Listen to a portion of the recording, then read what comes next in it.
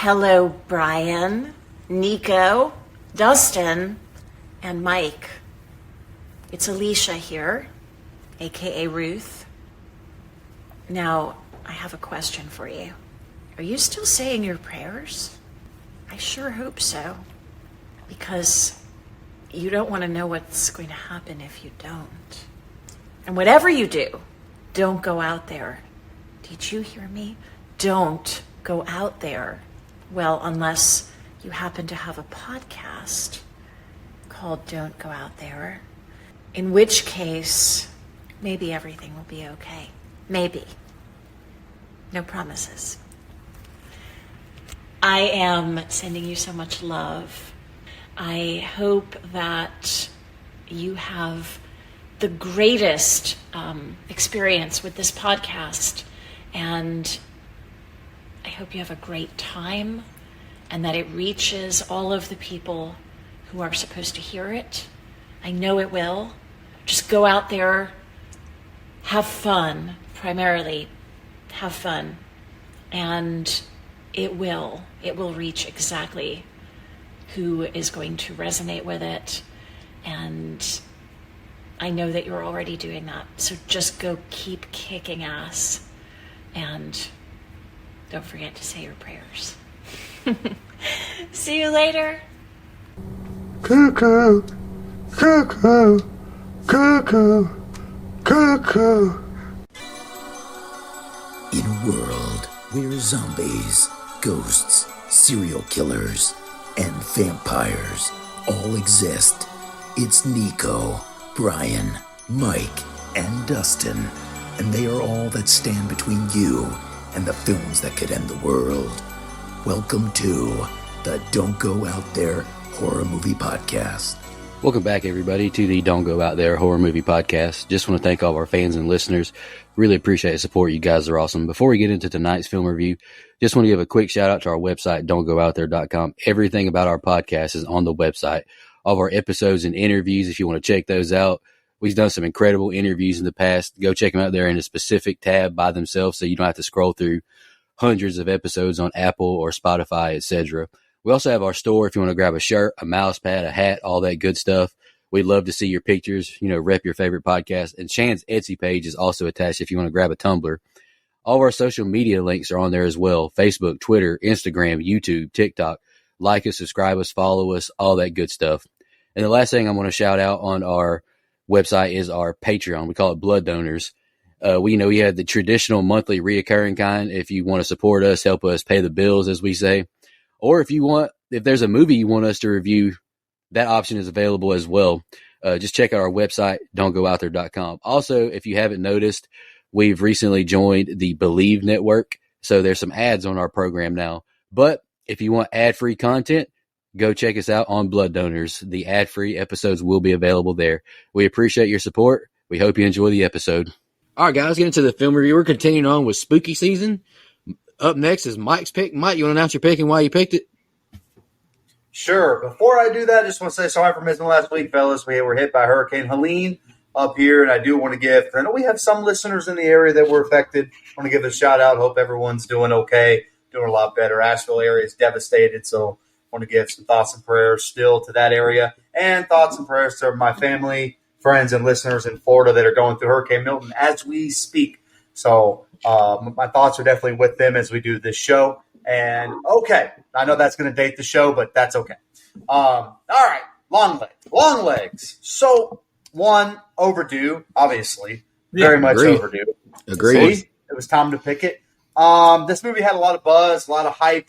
It reminded me of Smile from 2022 in a way where the marketing really did a lot of the legwork for people getting out to the theater and going to see it. It did come at an interesting time, though, because there was a lot of talk about, the theater's dead. I know some Marvel or DC movies or whatever the hell those are were flopping and not putting butts in seats. And then movies like Longlegs and others were kind of – it sucked.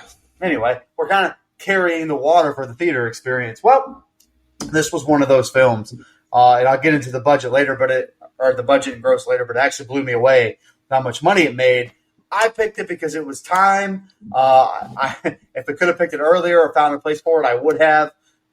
This is my second time seeing it, doing it for this show, and I got to say, I did like it a lot more the second time around, without that hype, without that buzz of the first time seeing it. I wasn't expecting to be blown away. I just wanted to kind of rewatch it and see how I felt.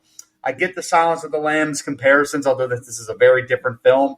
Very, very, very different film. I understand the kind of there's even some subtle Lambs references in the film. I think the performances are great. I think Micah Monroe is really good. Nick Cage. Now, this was kind of what the marketing was saving for, right? Like, you didn't see what he looked like. You knew he was in the film. You didn't see what the character looked like. You just kind of saw flashes of the face, the hair from behind, stuff like that. Nick Cage is Nick Cage. I think there was some overacting there to the shock of absolutely no one. And I'll save it for the part later, but I thought he was fine, is all I'll say for now. I thought he was fine. I think the rest of the movie is very creepy, very eerie, very well done. Normally not a fan of satanic stuff as far as like scaring me or keeping my interest. I thought this did a pretty good job. I'm excited to finally do the episode. I say finally because it's overdue, fellas. No, I agree. I kind of sneak behind the curtain. I don't want to say I ham-fisted Mike into picking this, but I was like, hey, man. I texted Mike and said, hey, man, what you picking in October?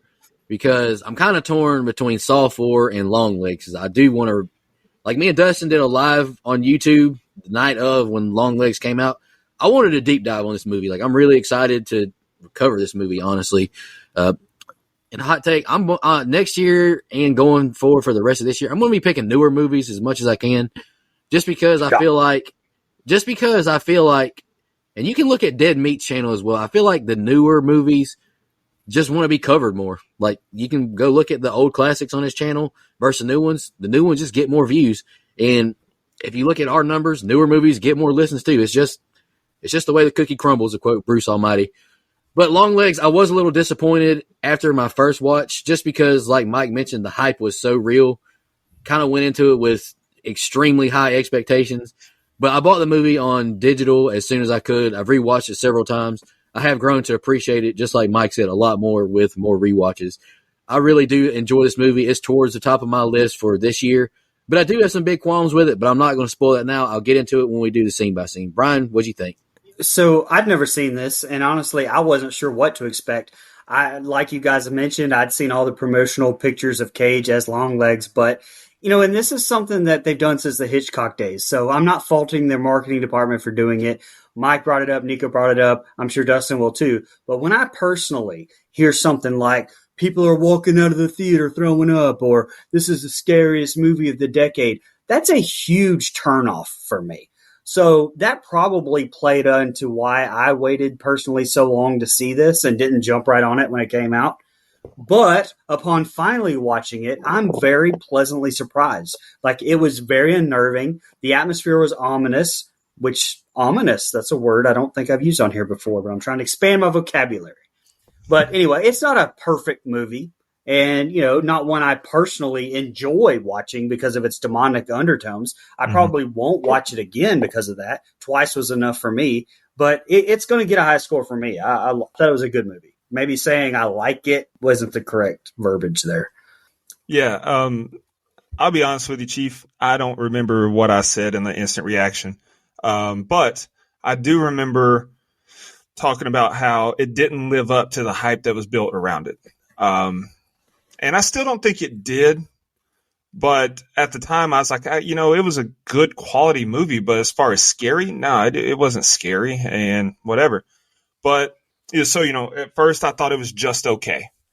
But my second go round, and every time after, I'm up to 3 watches now. Every time after, I enjoy it more and more to the point to where now I can say I truly appreciate it. Very similar to my experience eating ass. But I think that it's a... I walked away for 3 seconds. What the hell? Wow. Wowzers, guys. Nico, that one's on me. I could have just kept going. I think that I didn't pick up on a lot of the imagery. I'll just leave it at that because we're going to touch on it a lot in the scene by scene. But there's certain things on the screen that I didn't see in the theater. I think the screen was too dark or whatever. but watching it at home, I see it more clearly. And then also knowing the story, knowing, because when I went into it, I thought it was like just a serial killer story. I didn't know it had the demonic undertones to it. So now I know the story, and I'm looking for more things, and I'm piecing it together more. Yeah, movie kind of fucked me up a little bit. My heart was beating faster than it normally does for movies that we review. So it's going to get a high score for me as well. All right, guys. Anything else before we jump into scene by scene? All right, fellas, let's get started. Longlegs, Daddy Longlegs. Here we go. So this is, I believe, my third Neon film that I've watched, and I have to say their opening logo is very cool. I liked it a lot.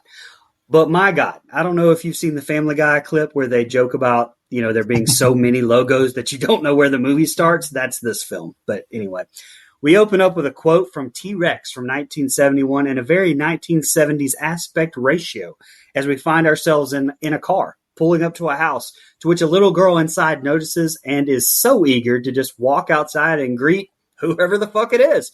We think that she actually knows whoever it is, which is bafflingly not the case.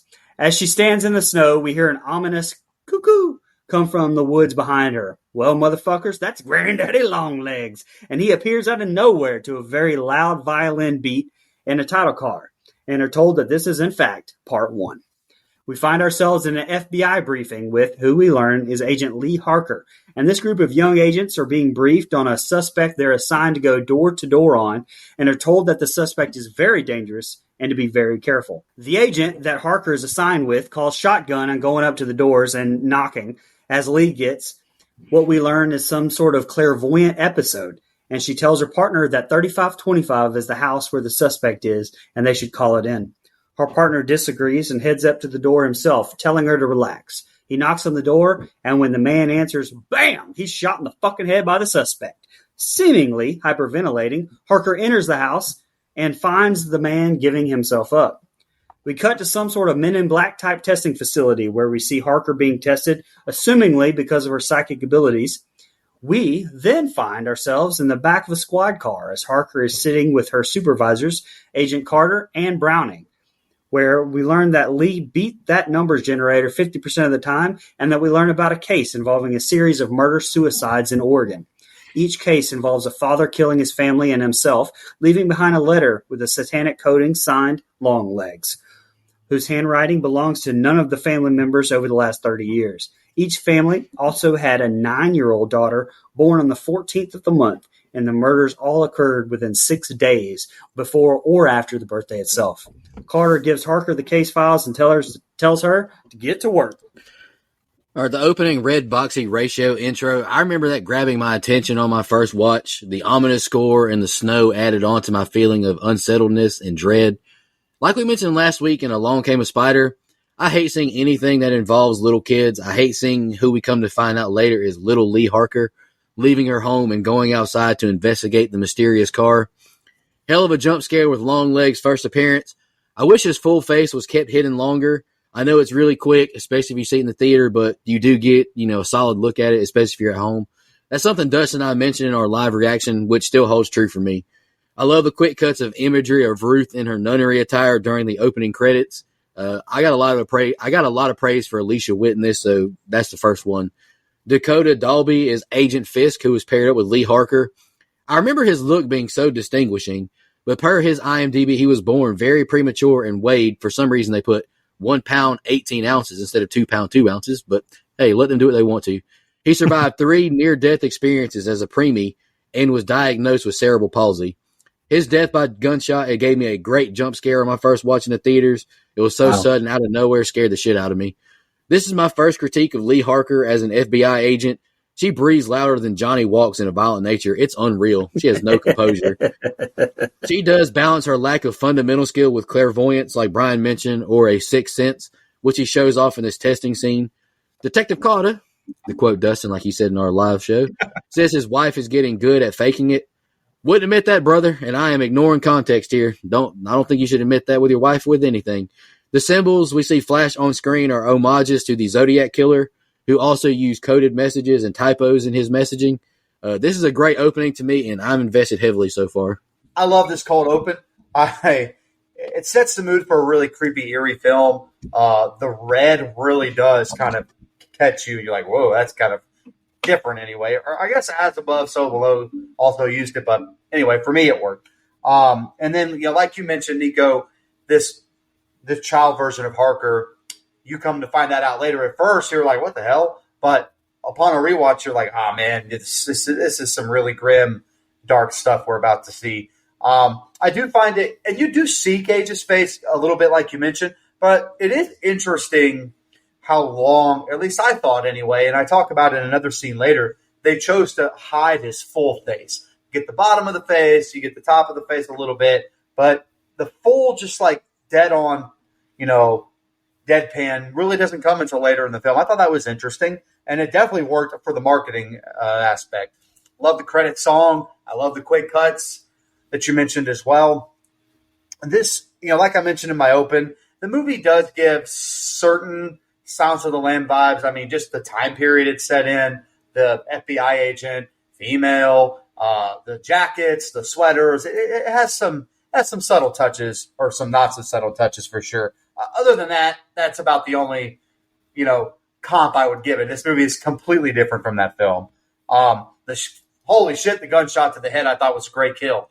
Great jump scare, caught me off guard, really caught my attention. I enjoyed that. And this is just my stupidity as we see on display on this show weekly now. I don't see how this, slideshow tests can really determine someone's psychic ability. Like, what the fuck is that? And I know all these quick cuts that we're going to mention, and I do mention later, again, remind me of Eric Cartman cutting the fried chicken and maple syrup being poured on shit when he was trying to become a psychic as well. So I can't help it. That's what I think of. Typically, and that's my last thing. Typically, I pick on exposition dumps because they feel like filler in certain movies. For this, I thought it worked. I thought Carter explaining the killer and the stories and the way he kills, why, what they know up to that point at least. I thought that really helps. It fleshes out the character without spending too much time, and I thought it worked. It probably saved them a lot of money on the budget as well, which I'll get to. But yeah, I thought it was really effective opening set of scenes. I'm all the way in, brother. So this is the most notes that I've had on a movie in a while, so sorry in advance for that. Now, Brian, you mentioned something that got me to thinking. How many Neon movies you say you've seen? This will be the third one, I think. Infinity Pool. No. Oh, Immaculate. That was You've seen one more than you think. Because I've seen this one, Little Monsters. Oh. We did that one on the show. Immaculate, Cuckoo, and Parasite. And that got me thinking, man, I might do a deep dive and watch them all like I did for A24 because they're all pretty good from what I've seen. Anyway, I love the look of the opening credits. It's very unique, and the score was great, very eerie. And then the fade from red to the car scene, that was cool too. And I know Brian loves the aspect ratio here and all the flashback scenes. Big aspect ratio. I do, because it makes sense. Because it's the 70s, that's the aspect ratio. It makes sense. That's why I do like it. Mm-hmm. Longlegs' car reminds me of a thought that I had while I was watching the new Mel Gibson movie, Monster Summer. I saw it this past week. But have we considered that the fall of our society can be directly traced back to when they stopped making station wagons? Like, it really makes you think. It really makes you think. There you go. Great cinematography when Little Lee was in the yard. And I like that they conceal Longlegs' face in the shot, and then we just briefly see it before the title card. Much more effective than showing us consistently early on there. Like, if they just showed his whole face there, it wouldn't have had the same effect. Unique opening credits. I'm a fan. Big fan of that. Not really a fan of Lee's quote-unquote gift here, but it does end up making sense. But I think the story works just fine if she didn't have these hunches and was just, I don't know, good at her job. Pretty shocking opening kill. Big fan of that. Didn't see it coming. Neither did he. Dumbass move by Harker, though, to put her head up against a glass window when her partner just got smoked. What the hell are you thinking, girl? Like, he's got a gun. He can shoot through glass. And then the fuck kind of drugs is she on for those words to come to her mind when she sees those images? They do not look like Spider, Tiger, Mommy, Daddy, whatever the fuck she's in. No. The Mariners suck. Just want to throw that out there. Love Griffey, A-Rod, Randy Johnson, Edgar Martinez, Jay Buhner, but they suck as a franchise. Detective Carter, got to be a nod to Rush Hour, right? Detective James Carter, FBI. But overall, solid open. I'm very invested. Yeah, you guys talked about the way it was shot. The most standout shot to me of this entire movie was when they first were showing Longlegs and only had him in the frame from the neck to the knees. And then he said, he's got his long legs on today. And then bam, drops down into the frame. I thought that was fantastic. Fantastically done.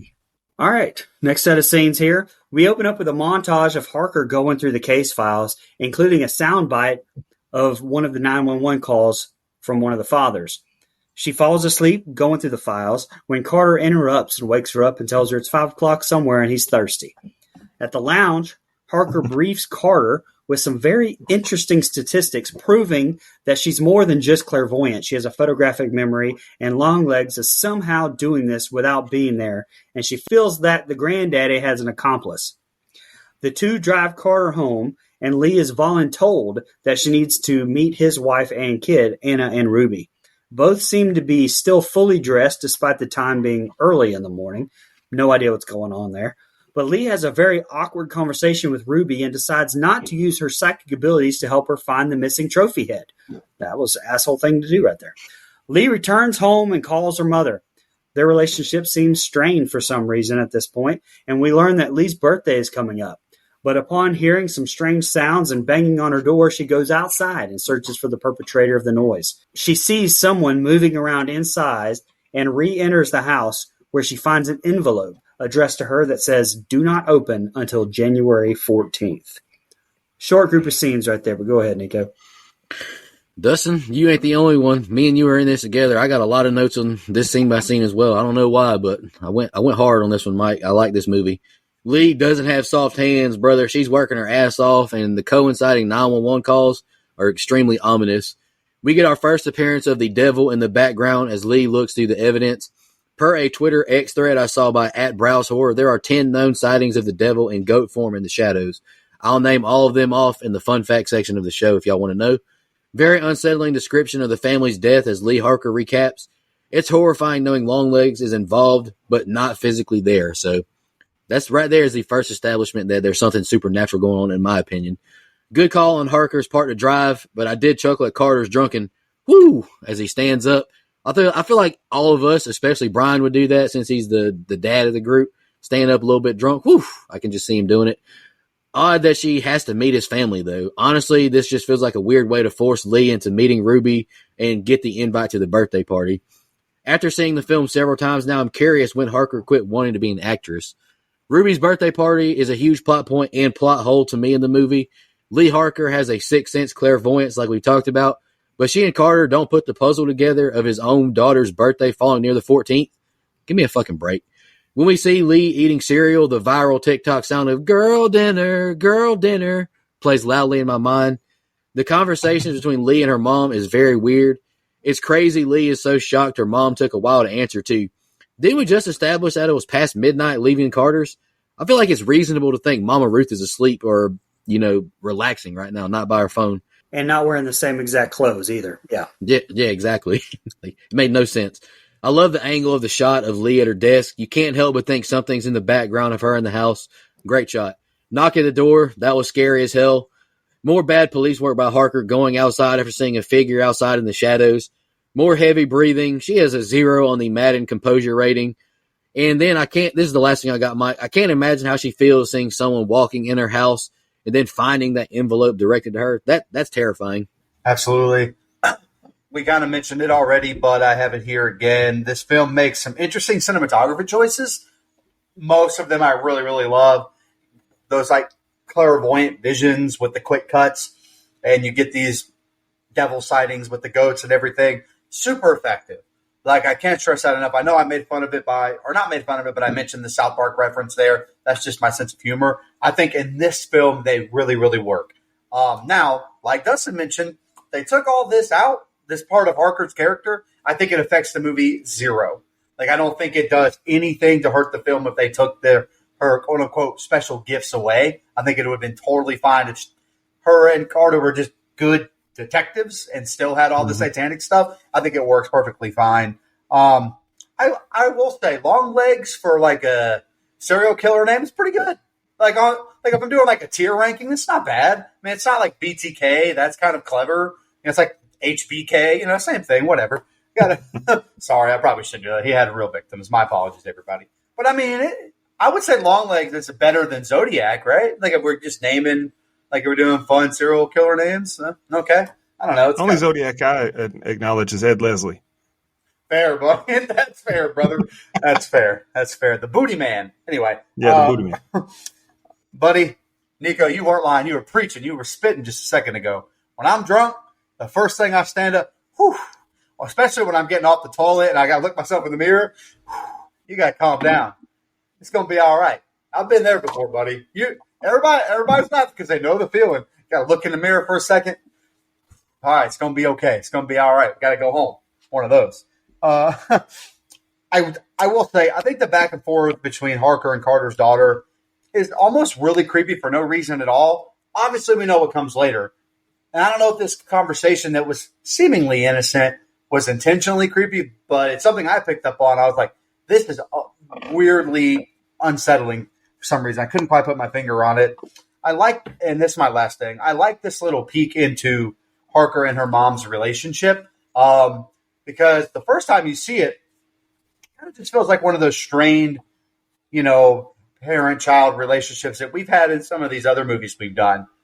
Turns out it's a whole hell of a lot darker than that. Holy shit, does it get even worse? But I love this part here because they're just kind of laying a little bit of seeds of what's to come between their weird, fucked up relationship that we're going to get to later.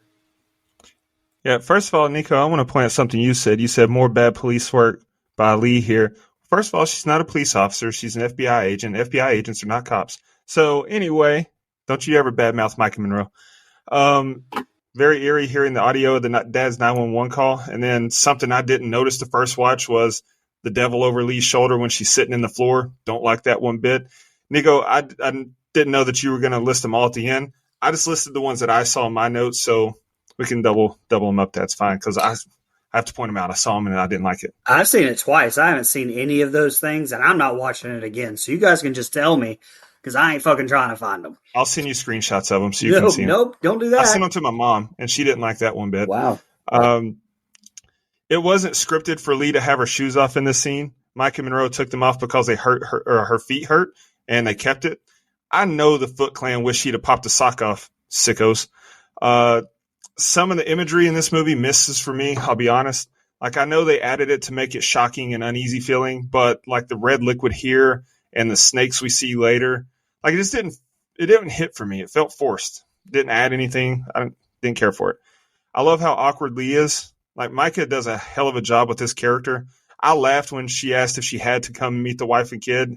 And then when she had to go to Ruby's bedroom, like, I don't know, she's so uncomfortable. That's not what she does. And so I think she really sold that well. Lee's house, pretty badass. I'd live there, not going to lie.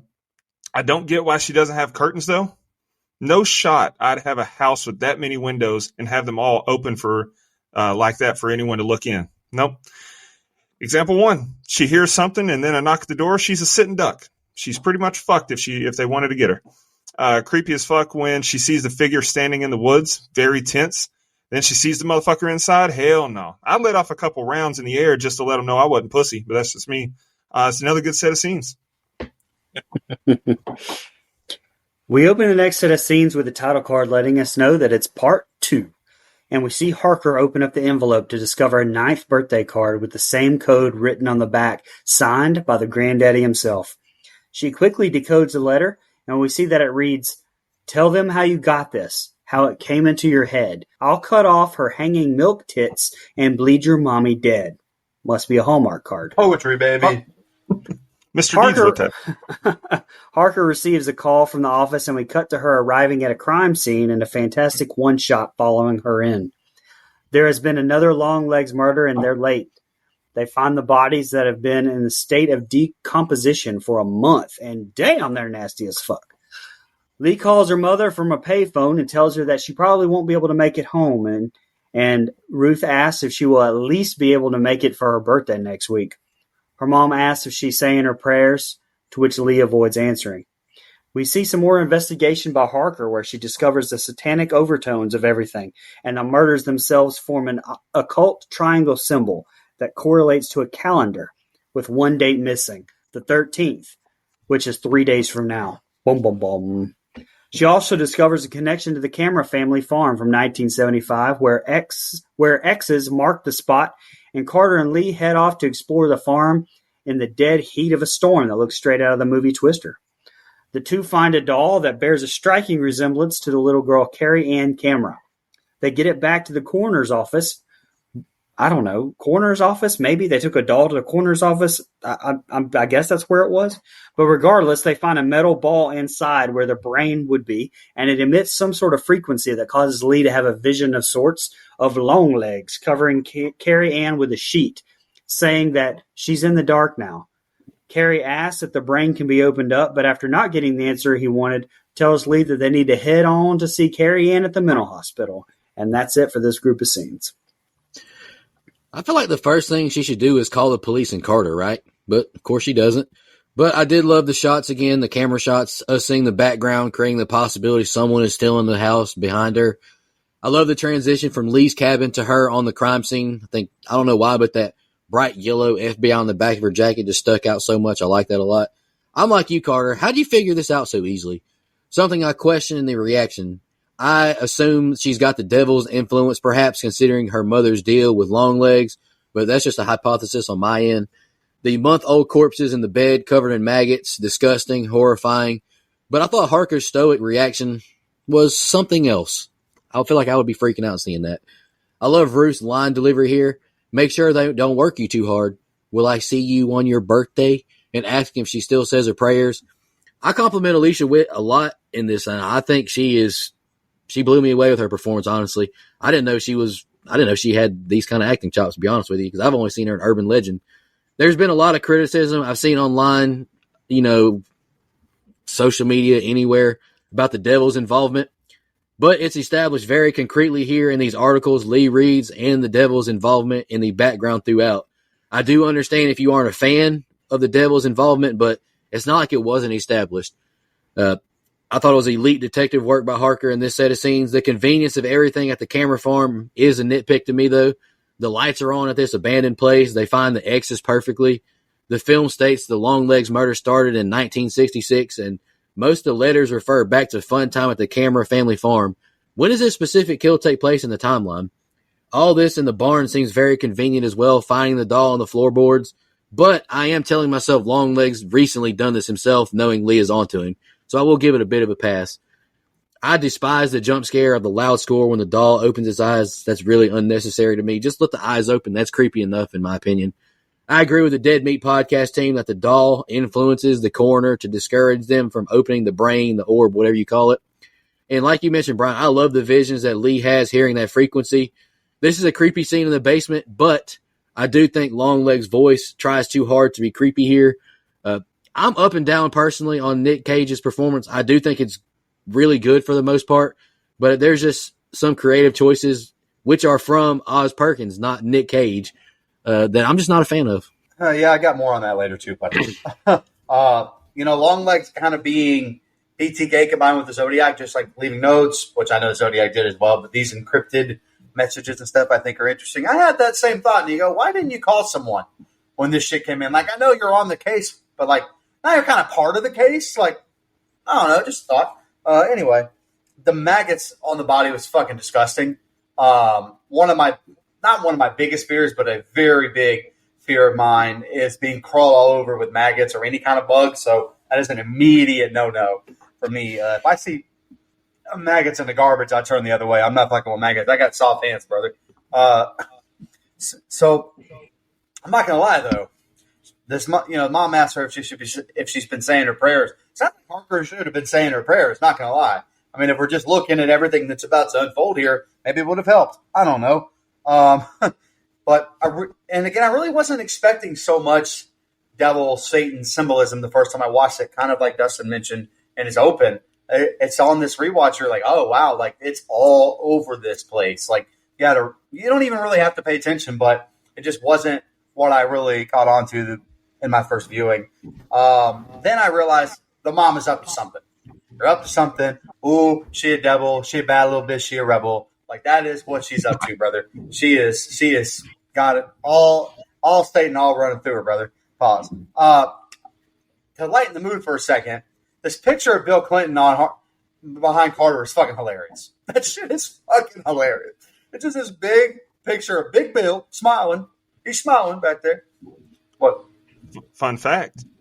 Did you know that this movie originally took place a year prior, but they changed it so that it would be Bill Clinton and not George H.W. Bush?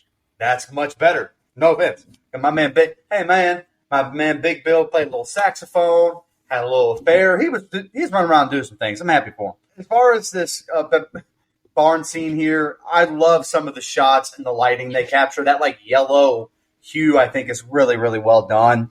And I do think I saw some things online about this movie being a slow burn. I just don't agree with it. We've already gotten quite a bit of backstory. We've gotten some symbolism, some good kills, jump scares. I think there's a lot here, and I don't think that that's a slow burn compared to some of the other detective films we've done lately.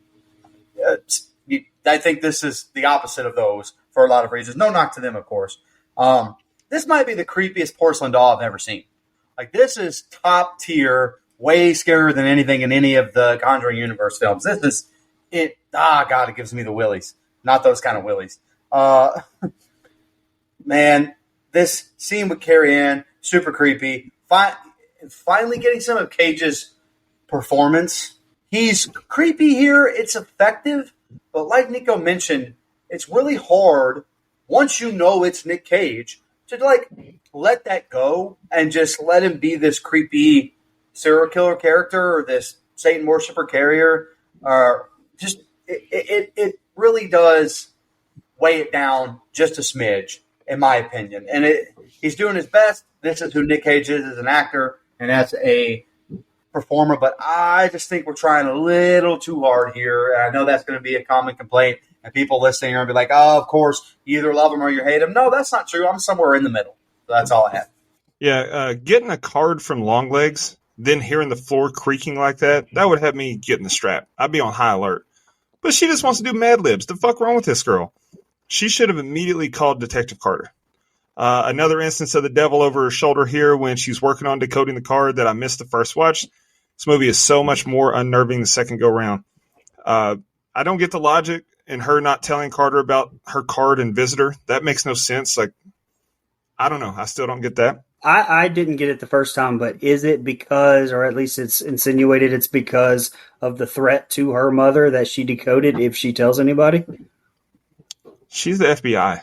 Maybe, but I mean, at this time, she doesn't know what kind of threat her mother is under. Like, she doesn't know that it's Satan. So if it's just a threat of someone, you can send agents to, watch your mom's house. I don't get it. Doesn't work. I'm with you. Dead mom looked disgusting. No need to expound further on that. I like how Lee's mom says Lee on the phone, and Lee always reminds her that she's an only child. That's such a mom thing. I don't know why I like that every time. It makes me laugh. Still just me. Then there's that damn devil again when she hears the thud on the glass in the library there. I get it, man. Stop showing me that shit. Really cool seeing Lee's piecing together of Al Gore's algorithm. Great score throughout the movie, particularly when she's drawing the triangle on the paper and when she and Carter are at the barn. Love the score there. The doll in the flooring of the hayloft, that was creepy as fuck. So was the coroner talking about it. I wouldn't be shocked to learn that he fucked it once he got it alone. Like, that was a little weird. And here's that snake imagery I said was a miss. Like, it's just unnecessary to me and irrelevant. The flashback to Longlegs when he made the doll was creepy. That motherfucker is not a good person at all. But another good set of scenes. All right, we open up with Granddaddy jamming out with the windows down, driving through the countryside before pulling up to a hardware store where he creeps out the young store clerk with some cuckoo antics, and she's having fucking none of it. Yelling for her dad that the gross guy is back again. And then we cut to him back in the car screaming, but I can't tell if he's going full 80s hairband with it or if he has something that he's actually saying. I didn't have the subtitles on, to be honest. But at the mental hospital, Carter and Lee are meeting with the head of the hospital, or at least some sort of manager, where they're told that yesterday Carrie Ann got a visitor. And after the visit, she became fully aware and no longer catatonic. And after checking the logs, whoever visited that day used Lee's name. Harker sits down with Carrie Ann, where she tells Lee that she feels like a world of dark has been lifted off of her. We see a flashback of her parents showing strange behavior, with the doll we just found earlier being stabbed by her mother and her father decapitating a cow, and looking like he's in some heavy need of some sugar water. We see a priest and her mother murdered by her father with an axe, and Lee moves on to asking about the visitors she received yesterday. Carrie says that she would do anything for him and the man downstairs, including jumping out of the window or killing Lee with her bare hands if he asked her to. Happy as peaches, you dirtsy, flirtsy old angel bitch, to be exact. Carter and Lee run down the list of what they have so far, and she brings up the fact that perhaps the doll is involved somehow, to which Carter blows off as anything but a coincidence and says Longlegs isn't a witch doctor. He does start to suspect Lee's connection to the whole thing and starts asking about a police report that Lee's mother, Ruth, had filed regarding an intruder approaching Lee the day before her 9th birthday. Carter encourages her to go home and talk to her mother. She does just that, and we finally see her mother is the great Alicia Witt, as Nico has mentioned numerous times, making her second appearance on the show, I believe. Just Urban Legend, I think, was the only one that she's been on so far. And after another conversation regarding her prayers, she tells her mom she's going to make something to eat and leaves the room. Longlegs looks like a stressed out mother heading to get milk for her crying babies in this driving scene and going into the store. It was hilarious. The scene in the store I got a chuckle out of and was terrified for the little girl. I thought he may try and kidnap her. Seriously though, why does the father allow him into his store again? This is another controversial scene. Longlegs screaming, "Mommy, Daddy." I find it to be more comical and ridiculous than scary, personally. I wish I didn't think that way, but that's just how I think. Unreal that a mental institution doesn't check IDs on people visiting mental patients. Osgood Perkins, in an interview with Neon, said all the actors in the father killing the priest scene are all stunt actors. He said they don't mess up. It was shot on 35 millimeter and the camera wasn't moved. I thought that was very interesting. Kiernan Shipka is one of the biggest standouts of this entire movie to me. She gives such a memorable, phenomenal performance with her line delivery and storytelling. Genuinely love this scene with her. The glowing yellow eyes of the figure under the black veil is horrifying, and seeing the mom cutting herself is so scary. I can't help but think, what the fuck's going on seeing all this? Dad, he just cuts off a cow's head and carries it back home. This is psychotic behavior. The blood spray from the priest was very impressive after he got axed in the neck. And Brian kind of mentioned some of the lines too, but I love Kennan's line delivery here. If he told me to take a jumpy out the windy, I'd surely do. Just happy as peaches watching the ground come up to meet me. Just happy as peaches to watch your heavy heart go pop, pop. Harker sitting stoically cracked me up as well. And you don't remember neither, you dirty, flirty old angel bitch. Love it. The score as the camera pans from Longlegs in the basement is scary as a motherfucker. The Bill Clinton portrait staring at us over Carter is so weird but memorable, like Mike mentioned. And great question, Carter. Why does Longlegs know Harker's name? I'm glad you're finally asking some important questions. This is an interesting development discovering Lee's birthday incident, but be for real, Carter. No way someone is remembering seeing someone on their 9th birthday this many years later. I'm not. I can't even remember half the things I said for Along Came a Spider last week. Seeing Lee rub her head as she arrives to her mom's gives me strong indication something is up with their relationship. And I thought it was very sweet of Lee to offer to make her mom some grub. Just a piece of advice to all of our listeners. Take care of your parents as they get older. They deserve it. Okay. I'm sorry, but I would also be really weirded out if this person walked into my store. Like, come on, man. Like, there'd be no defending it. Anyway, Daddy, Mommy. Like, I'm not going to recreate it because I think only Nick Cage can kind of do that, or I really got to invest. But, man, the first time I watched this and this came on, I'm like, what the fuck is this? And that is really like the first set of scenes you get a really just good dead-on look of Cage in this get up. And I don't know, I'll save it because I do have like a little bit of a blurb on it later, but it's interesting. And then, we get, more flashback stuff with this mom and dad, and the cattle mutilation is just really gross imagery. I can't stand that shit. And this, what we think at the time, or at least I did, is Carrie Ann's backstory, which I thought would be a little more fleshed out. Of course, it ends up being more fleshed out. So I would say this. I say this every time we do one of these films, so just bears repeating. I can't blame Agent Carter for not buying this shit. Like, I'm trying to solve a fucking murder case, serial killer case. Like, you're coming to me with all this devil magic and weird shit. Like, man, I don't have time for this stuff. But anyway, and there's just a lot of really good layered storytelling in this set of scenes that I think is setting us up for it's not so much like a twist reveal. I guess it kind of is. But I do think that it's layered in really nicely. The line that her prayer scared her, I thought was interesting. And again, you can just tell the mom is sick.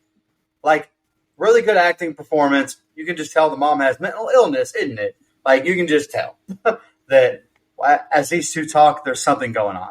So that's all I had. I didn't have a whole lot on that set of scenes because I do think it's a little slower than the rest. But I like that we get a look at the Longlegs character finally, and we get a little bit more nuanced storytelling for sure.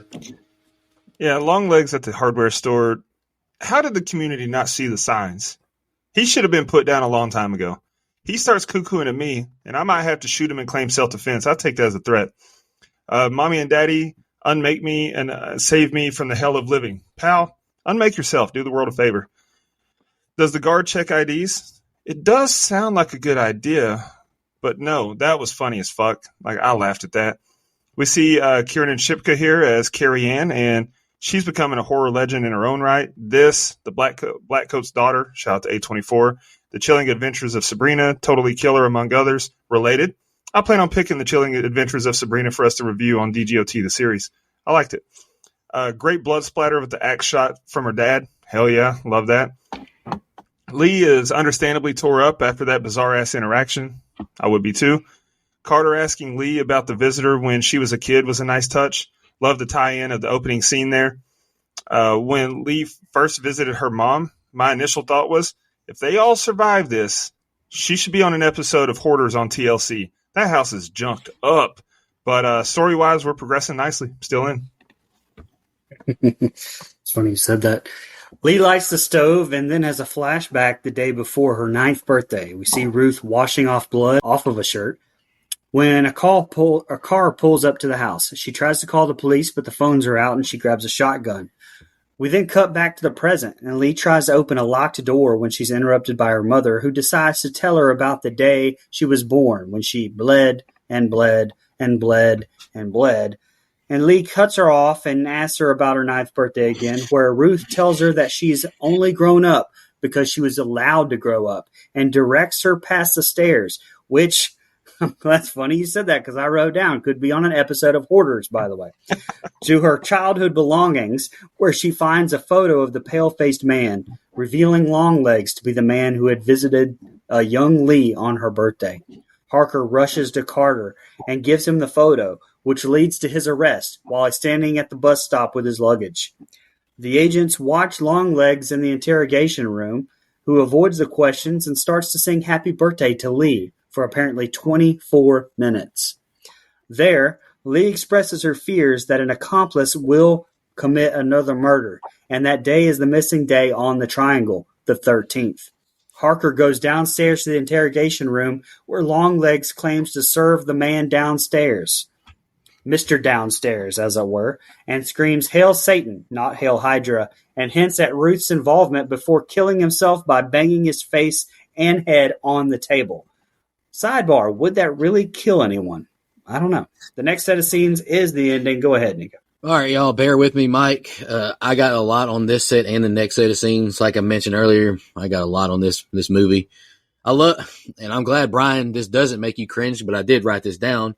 I love the aspect ratio change as Lee has flashbacks, but like you said, Brian, this is back in the 70s. It does make sense that the ratio would change. This is another horrifying scenario for a mother having a strange vehicle show up and the phone and lights suddenly not work. This is a scary reveal. Imagine hearing your mom say, "I may have forgotten everything I possibly could for both our sake in the state of being she was in." Very clearly disturbed. I like this jump scare here when Lee sees the picture and we see the Longlegs face drop from earlier in the intercuts of her mom's nun look. Love that. Another scene that I think is more goofy than scary. Longlegs singing, "Let me in now." I know many like this. It's Nick Cage being over the top, but it takes me out of the ominous feeling mood personally. I like this transition from the dolls to Longlegs' blank stare, a meme I use quite frequently. However, I don't buy the cops finding Longlegs this easily. How do they know he was there at this particular bus stop? Oz Perkins said in an interview, Longlegs giving himself up as an homage to Seven. However, Seven has John Doe turn himself in, bloody fingers at the police station. That's a great reveal. The Longlegs at a random bus stop is a poor execution, in my opinion. Could have been done a lot better, if you ask me. This video footage of Longlegs is creepy as hell. This is the Longlegs I wish we got more of. Not screaming in the car and let me in, not singing Longlegs. Meh. To be a hypocrite, I do think him singing Happy Birthday to Lee was creepy. I am curious if there's a 24-minute cut of Longlegs singing Happy Birthday for 24 minutes. I might be psychotic enough to watch it, actually. The take pause with Longlegs' scary look is a great still shot to have behind Carter sitting down. I love that. I have that picture saved as well. Harker's well actually to Agent Browning about revelations and revelation. It cracks me up every time. And this is arguably my favorite scene in the film, the interrogation scene with Harker and Longlegs. This is one of the scenes clipped and used for marketing, like on social media, with Micah's heart rate going up so fast it was picked up on her microphone. Her heart rate started at 76 beats per minute and spiked to 170 beats per minute, seeing Nick Cage as Longlegs the first time. Micah said of the experience, "When I walked in and saw Nicolas Cage for the first time as Longlegs, it was a visceral experience I'll never forget. Longlegs is creepy as hell as he sways, changing speaking cadences and voice tones. And Longlegs is all but telling Harker now he was involved in her family like he was with Carrie Ann. She's got a sixth sense, but picking up on the obvious isn't one of them. And this is the last thing I got, Mike. Why don't you ask your mommy?" Yikes. Longlegs' Hail Satan line and bashing his head. I thought it was terrifying and great effects on the carnage that he causes on himself. Man, I don't know the sign of the times. I don't remember it. I know it wasn't along for I know it wasn't there for the full 90s, but you gotta light the stove. Even in the 90s, that feels a little bit old. But anyway, maybe we had one, I just don't remember. Again, the back and forth with her mom here just makes me feel uneasy. You can just tell there's something very off, as we're about to find out. I think the jump scare with the Longlegs flashback was super effective. The singing, the dancing from Longlegs here, the "let me in now," all that. Man, if this goober started doing that in front of my kid, off with your head. I don't care. I don't care how long it takes. Off with your head. Running in an FBI sweater. Just saying, if that's not a Silence of the Lamb reference, I don't know what is. Anyway, it is, brother. Come on, there's a famous scene in that film with it. Anyway, this is I mentioned earlier, but now we're getting a really good look at Cage. And I got to be honest, for all the marketing and the hype, it's not that shocking. And I don't know if it was supposed to be. This to me is I'm sorry, I always use the same shit as a frame of reference, but whatever, it's my favorite. This works better as a Michael Myers-ish character, or I think it'd be better kind of hidden in the shadows, shot correctly, not shown the full thing. I think almost makes it scarier. Now that we can see the full thing, it loses a little bit of the effect, in my opinion. And I think Cage is creepy enough. And I mean this with the most respect, but I think his overacting is a detriment in this part of the film. I just do. He just overdoes the voice, overdoes the character. It's just a lot for me. And I know that's kind of the point, and that's a creative decision, and that's fine. It doesn't ruin the movie for me, but I do think it's a little bit unfortunate given the hype that the character had. And I know it's a conflict of interest where they're trying to not remove her from the case, but kind of, because she's too close to it. I think this would be the one time that should be okay. Given the fact that she's probably interacted with this guy before, as we're about to find out, definitely so. I feel like this would be a really good time to put her on there. Again, you get this interrogation scene here with Nick Cage. It's almost like he went and watched Jim Carrey's performance in The Mask before doing this scene. He just has some very, the way that Jim Carrey would overemphasize words when he was, had his face painted and all that stuff. That's really what I thought of. It's just a little over the top for me. It's still a great scene, I will say. I just wish he had toned it down a smidge. Like, I just wish he wasn't so over the top with it. And I can't help but unsee it. It's still a great scene and a great way to end that set of scenes. Nicolas Cage being over the top? No. Buddy, I know. I sound That's like exactly I'm just how. I know, I'm just like beating a dead horse, but some movies it works, right? Like No. I think I think there's some movies that it works, and this one it didn't not work, but it didn't fully capture what I wanted from the character. Con Air is like the only good movie he has. National Treasure All right. 1 and 2, fuck off. The first one I like. More of the unnecessary snake imagery. Okay. But the flashbacks are very effective and well done. I love Lee's mom saying no, she doesn't remember her 9th birthday and deflecting. She's trying to protect Lee from the evil. Makes so much more sense on the rewatch. Wild ass jump scare when she's looking through the Polaroids. Not really scary, but Longlegs' face will make you shudder for sure. The extended version of the opening scene is great. Mama should have lopped that motherfucker's head off with that shovel on the spot when he started singing, though. Then this powder-looking motherfucker is just standing at a bus stop. I don't know. I kind of wish he would have been harder to find or put up more of a fight or had been doing something heinous or at least creepy when they found him. Didn't really like that he just, I don't know, gave himself up there in the open. 24 minutes of that nut job singing Happy Birthday would have had me turn the camera off and accidentally discharge my weapon. I like the development that Lee thinks he has an accomplice. It makes it less of a bummer that they already caught Longlegs, so it gives us something to look forward to. We now have more tension. Longlegs talking about Lee's mom is great. First watch, I didn't catch that was who he was talking to or talking about at first, but in hindsight, it makes so much sense. He said she was the 7th she, then talked about her house, and then said house 8. He laid it all out for us, but spoke in such ridiculous riddles that it was hard to catch the first time in a theater. I was grateful that he finally offed himself. Fuck that guy. And he did it in a brutal way. Holy shit. But we're not done yet, folks. Let's head to the finish. I forgot to write it down, but I did see where, like when Lee is looking through all of her old possessions and she finds the picture, you see like those little baggies of like fingernails and teeth and hair. The teeth were fake. The team bought that, but the fingernail clippings and the hair was the staff, like the stunt people. They told their relatives to grow their hair out over Christmas break. Their fingernails, they cut it. They kept them, and they called that the Bits box, and Osgood Perkins loved it, so they kept it. It's really creepy, though. Gross. All right, here's the ending, fellas. We're hit with a Part 3 title card right here, but this one is followed by a type reading Birthday Girls.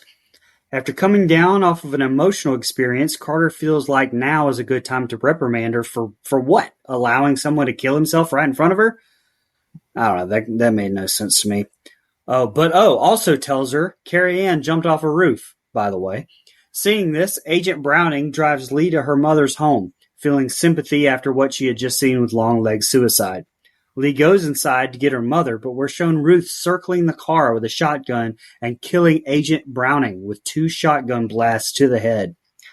Lee chases after her and finds her destroying a doll resembling a young Lee, causing her to lose consciousness.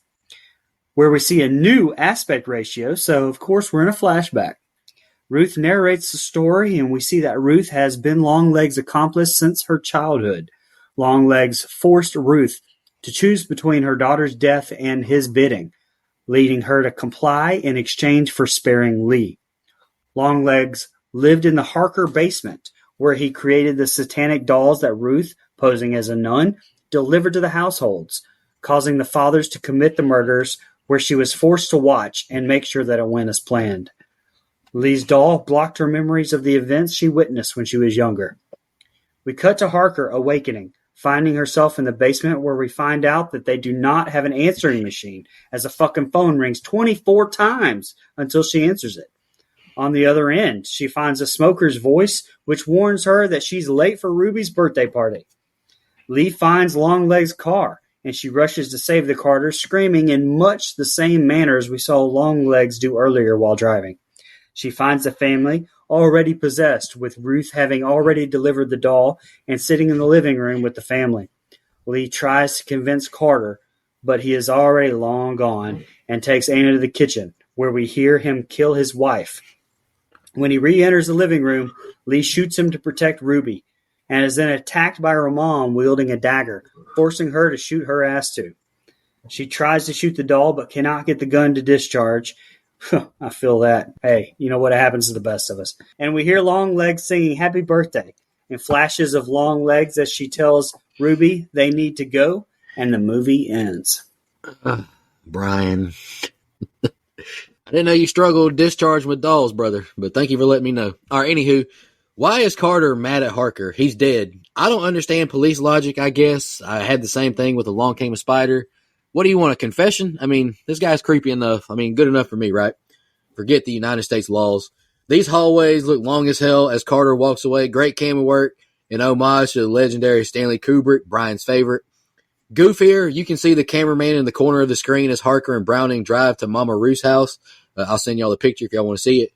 The clock over the room entrance when Lee walks in, all the hands are pointed at 6, so 666, another sign of the devil. This scene was so genuinely creepy on my first watch. Bruce sneaking up on Browning in the car behind her with a shotgun. Holy shit, and the music coinciding, I thought it was great. More great camera work as Harker walks to her mom. I love the background look as it looks disoriented along with Lee. I'm assuming when Ruth shoots the Lee doll, the black smoke is a devil and her clairvoyance leaving her mind. Exposition dump here from Ruth to Lee, but I think it's needed to help understand this movie. Scary scene as Lee watches her mother hogtied and gagged, exchange her soul to help cobble murder families. These scenes flesh out how and why there's no forced entry and how the doll takes over the fathers of the homes. I really like this personally. I appreciate Ruth running away in fear and vomiting after doing it. She still knows what she's doing is wrong, but can't let her daughter be killed. Ruth has such a layered character that I really like. In an interview with Sean Chandler, Oz Perkins said they had an extra 20, 30 minutes one day of filming. So they threw blood on Alicia and got the amazing stills and shots of Ruth in her nun outfit with hands to the sky. Cannot thank them enough for getting that scene because I think it's such a great look and great shot. I want to know who you all think this is that calls Lee telling her she's missing Ruby's party. The devil? Carter possessed? I don't know. I love the goat horns in the window reflection as the door closes when Carter slams the door. That's one of the most obvious signs of the devil. I think it's very ominous. Blair Underwood, I haven't really said it throughout the film, but I think he's been great. He gives a great possessed performance here as well. His line, "No, I'll be right back," bone chilling. Harker freezes. Moment was too big. She could have very easily saved Anna's life, but just let her die. I want to know why Ruth and Lee will burn and twist in hell if they don't allow Carter to kill his wife and daughter. I wish they would explain that a little more. I mean, I can kind of pick it up, but maybe I just need that explained to me. Haunting line delivery by Alicia Witt in this set of scenes. I think she's great. Like I've said, the blood splatter from the gunshot to Ruth is insane, and the wound. Did y'all think it looked like a cross? To me, it did. Anyone else see that? Is the gun empty here, or is it misfiring as Lee pulls the trigger? Is it the devil's influence, perhaps? Ambiguous ending that I honestly wish we got a conclusive ending to. Still very creepy to have one last shot of Longlegs yelling "Hail Satan," blowing a kiss as the film ends. And I thought the credits going down instead of up. I thought that was a nice touch as well. Carter yelling at Harker was wild. Like, it's not her fault that bastard wigged out. I love the cinematography when Lee... Mike is second, usually. Oh, he is. Oh, fuck. He forgets the budget, and we forget Mike. God damn it! I'm sorry. I was scrolling and heard a pause. I jumped on it. I forgot where I was at. I blacked out. God damn! I'm right here. Anyway, I know I missed 1 week, but a fucking hurricane rolled through. My fault, everybody. Anyway, all right. So I think the scene of them rolling up on her mom is fucking great. Super tense, super effective. And I just wasn't expecting her mom to be this full-on accomplice the very first time through. I'm not gonna lie, I almost thought they were killing off Harker when she gets shot, or when the doll gets shot in the head. I think it's perfectly explained the way you mentioned it, Nico, or at least that's the only thing I could think of. In Catholicism, there's symbolism with black and white smoke and what that means and all that stuff. So I think there's a little bit of symbolism there as well. I do like that we finally get this exposition fully, this backstory. I think it adds a lot. We have to explain exactly what the devil's work is, at least in this setting. I thought it was really well done. And I wish we'd gotten it earlier, but it is very effective here for sure. And we did finally get some gore, like some real gore here in this set of scenes, which I was a big fan of.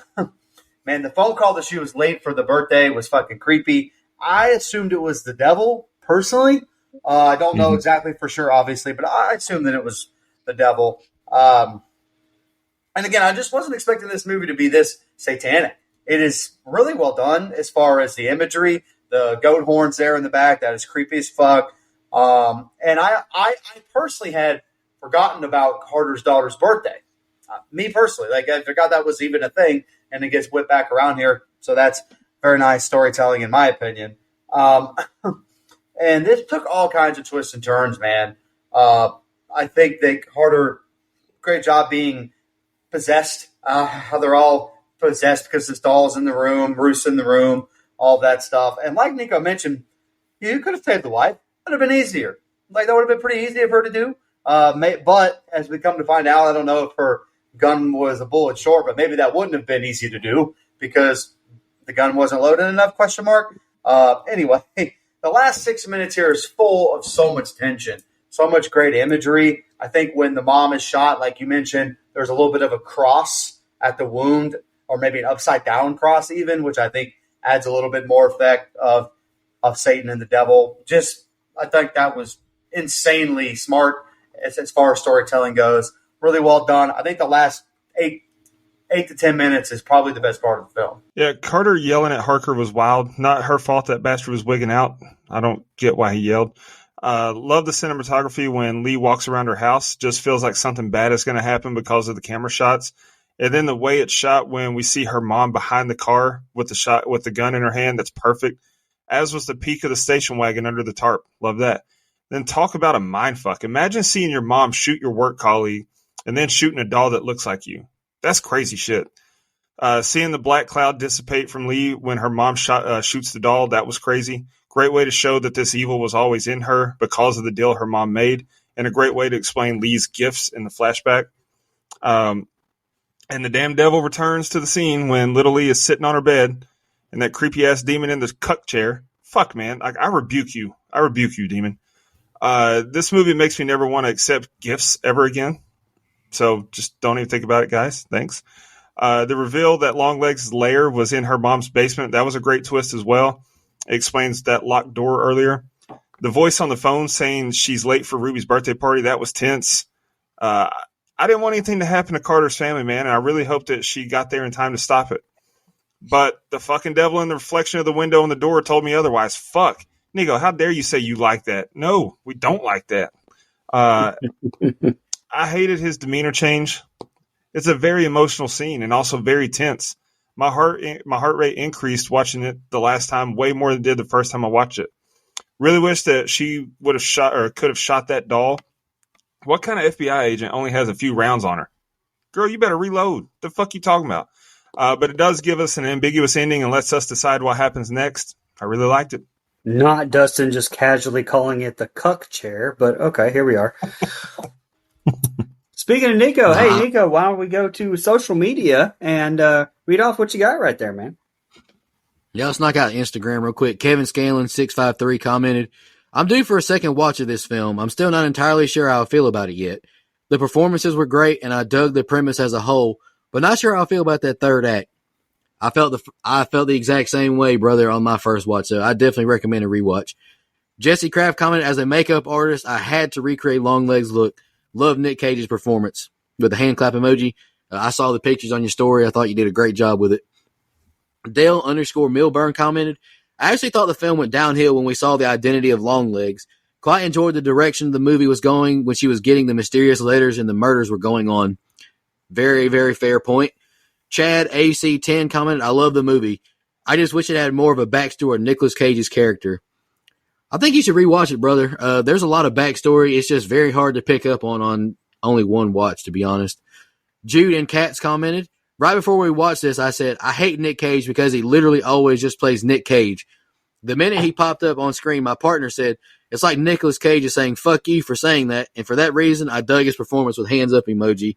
And I had to reply back and I said, "Dustin said the same thing in the reaction show. Nick Cage just plays Nick Cage in everything." And she said, "You know what they say about great minds." Yep. I had X, the artist formerly known as Twitter, pulled up, but then I saw we don't have any. So, oh, wow. Yeah, we only have two on the Book of Faces here. Michelle Mirza said that she saw it twice in the theater. One of her favorite movies so far this year. Something different and very super creepy. And Amber George said, "I got to see this still." Yes, you do, Amber George. That's all we had. Mike, you got the budget? Sure. As I was telling you guys before, sometimes I don't spoil the budget for you guys, but I did here because I kind of blew me away as far as how much the movie made. The movie was made for $10 million or just under there, like around there. It kind of depends on where you look. Made worldwide over $100 million. In the United States, it made $72 million alone. Beat a lot of what was going on at the box office at the time, and kind of was credited for, when it was released, at least reviving the theater. Like, I'm not going to give it full credit because there were plenty of other films that also did well at that time. The Planet of the Apes film was out. It did well. This did well. But I do think that, like, this is definitely part of that resurgence. For sure, people went and fucking saw this movie because of its marketing, and I got to give it credit for that. A lot like Smile in 2022. So before we go, I did find one on Twitter. It was actually a reply to something Nico tweeted. Dana Tucker said, looking forward to y'all breaking down what in the actual hell me and at Jenny Conway 02 watched last night. So hope you enjoy what we had to say, Dana. Hope so. All right. Nico, you got any fun facts this week? Yeah, I'm going to tell y'all when the devil showed up. So y'all pay attention. Here we go. All right. Big shout out to at Browse Horror. I sent this this thread to Dustin. Told him not to steal my thunder. But the first instant is at 16 minutes, 24 seconds. The devil can be seen behind Lee in the back left corner of the office while she listens to the 911 call. 27:41, while Lee is trying to find mysterious noises coming from outside her house, the devil appears for a split second. 31:14, after Lee discovers a birthday card, devil's in the background. 37:25, in the library. 55:28, inside Longlegs' house. The devil appears in the left back corner at the end of the room. 101:26, in Lee's mom's house, the devil can be seen in the little half circle in the door window. 105:43, as a child, the devil makes an appearance in the doorway of Lee's bedroom. 122:43, after she hears a gun go off, the devil shows up in the windows again in the door. 126:30, the devil is seen to be looming over child Lee while a mom tells a story, and this is the last one. 132:05, the devil pops up, and when Carter slams the door. And I do have one more fun fact, and I'll be done. This movie is the highest grossing independent film since Insidious 2, and I'm only bringing that up because Blumhouse is re-releasing some of their movies in theaters, and it just so happens Insidious 2 is re-showing tonight. Fun facts, brother? I do. I've got quite a few. Do you have any? Okay. Oh, go ahead, man. All right. So this one I didn't have, but I think it's worth saying, or I didn't have originally. I left it out, but I'll say it anyway. The serial killer's nickname, Longlegs, goes unexplained in the film. It's actually an homage to an old nursery rhyme called Goosey Goosey Gander, with the earliest publication being in London in 1784.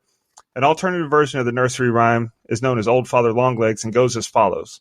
Old Father Longlegs can't say his prayers, take him by the leg and throw him downstairs. The nursery rhyme refers to priest holes hiding places for itinerant Catholic priests during the persecutions under the reign of King Henry VIII. Blah, blah, blah. Upon being discovered, the priests would forcibly be taken from the house, thrown down the stairs, and be tortured. The nursery rhyme's connection to the film is rapidly apparent. As Lee stopped saying her prayers in the film, Longlegs lives in Ruth's basement, which is where Lee ends up after Ruth destroys her doll, and the rhyme is about the persecution of Catholics. So I thought that was interesting. And I've got quite a few more, so bear with me. Lord, bear me strength. Despite the praise and acclaim of his portrayal as Longlegs, Nicolas Cage has stated this will be his first and only portrayal of a serial killer for film. In an interview with IndieWire, he said, I know the phone's going to be ringing off the hook to play serial killers after Longlegs, and that's not really what I like to do. I don't like violence. I don't want to play people who are hurting people.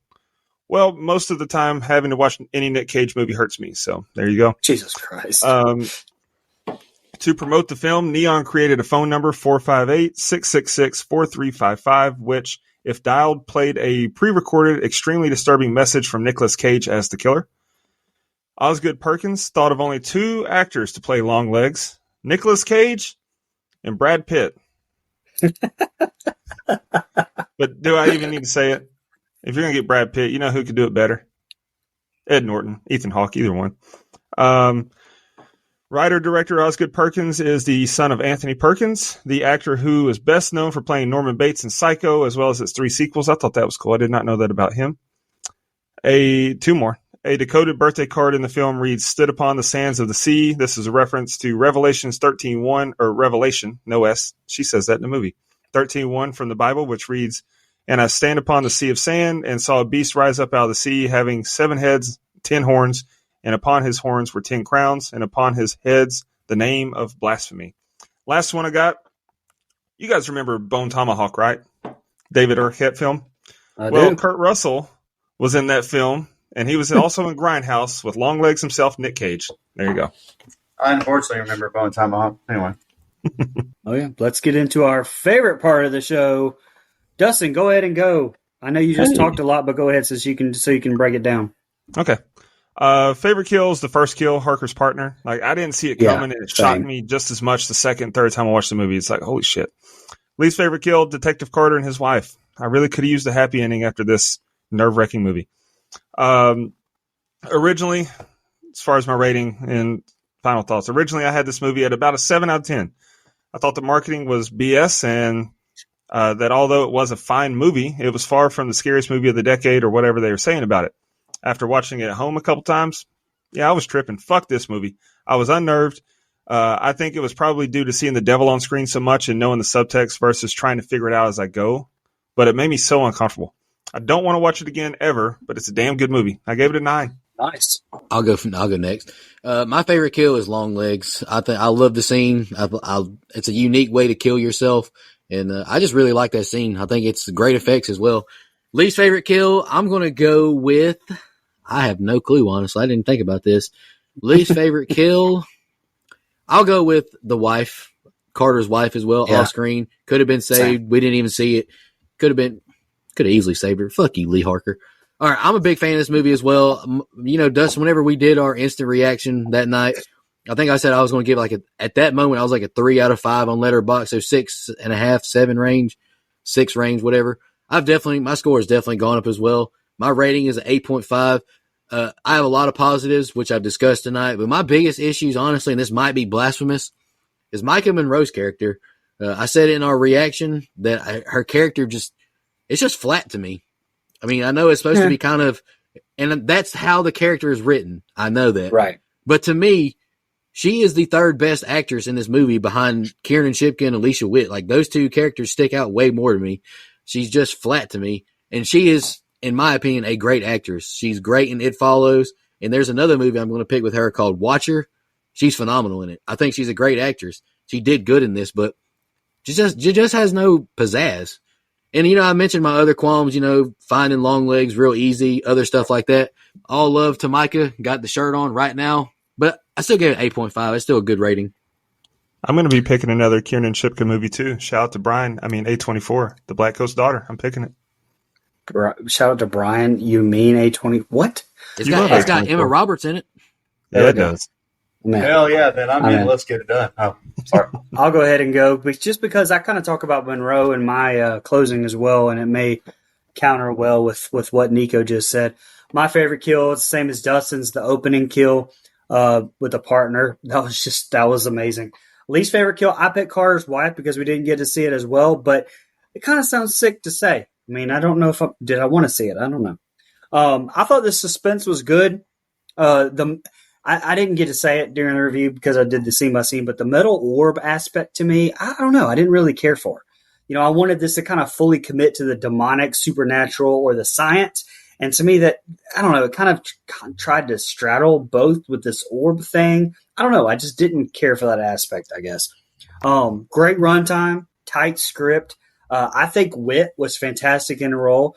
And so I think that they did a good job of everyone that they cast opposite of Monroe, because you've got to have her playing this deadpan, almost emotionless character like you talked about when she's not breathing like Darth Vader. But, it's like Big Bang Theory where you have to play off of Sheldon. Sheldon's that deadpan character. But I think that they did a good job with that and who they cast everywhere. Blair Underwood especially. I actually gave this movie an 8.25, which surprised even me. All right. Okay.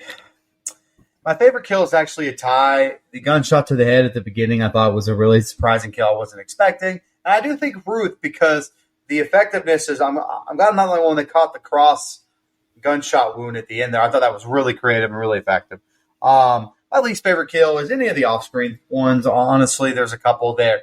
Obviously, Longlegs doesn't actually, quote-unquote, kill any of his victims with his hands. So any of those off-screen ones are fine. I think this movie is fresh, creative. It combines a lot of different horror themes and elements into one. I think it does a really good job of telling a unique and different story. I think the acting is really good across the board in a lot of different characters, honestly. And I'm not going to sit here and say that this is Nick Cage's worst showing ever. I don't think it is. His acting just normally isn't for me. And there is just some parts of the movie where I'm like, I wish somebody else was playing this character. Like, I just do. And that is just how I feel about it. And again, it's not all bad. Like, I think Cage puts in a solid performance. I just think there could have been somebody else that played it better. Off the top of my head, I don't know. But I think the writing is good for the most part. Cinematography is great. The music, the score, the creepiness of it. It's an eerie film from start to finish. There's not a letdown moment where I feel that ease of tension. It's always there.